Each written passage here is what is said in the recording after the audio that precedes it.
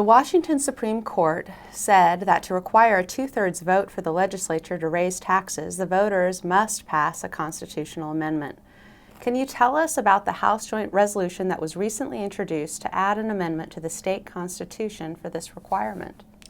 The House Joint Resolution failed on the House floor 49 to 48. The Democrats, who are in the majority, voting no, all the Republicans, the 48 Republicans, voting yes. As you know, the voters have voted 6 times to have that two-thirds majority, and here in the 28th District, it's passed overwhelmingly, 2-1. Eventually, we need to give the voters the right to make the final decision to do this constitutional amendment and put it on the November ballot. Can you describe why you are so supportive of this requirement for tax increases? Raising taxes should be something hard. If we need to raise taxes, there should be a clear consensus to do that, not just a simple majority.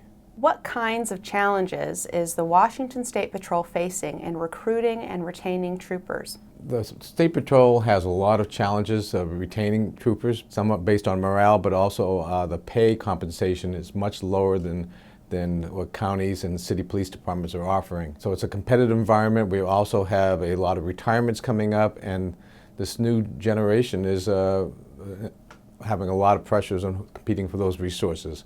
So I do have a bill that will actually do 2 things. It would give veterans who come out of the military credit for up to 5 years towards retirement if they join the State Patrol. So it would do 2 things. It would help the State Patrol in their recruitment, and it would help veterans get jobs here in the state of Washington, and allow us to compete with other states who are also looking for these very well-trained veterans. Why do you think town halls are important?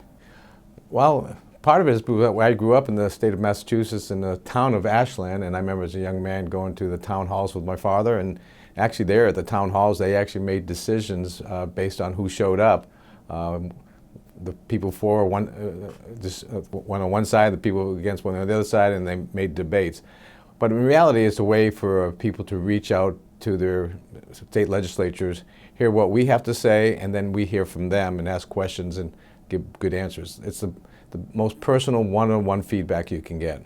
When is your next town hall taking place? Saturday, February 20th at the Steilacoom Town Hall from 5:30 p.m. to 7 p.m.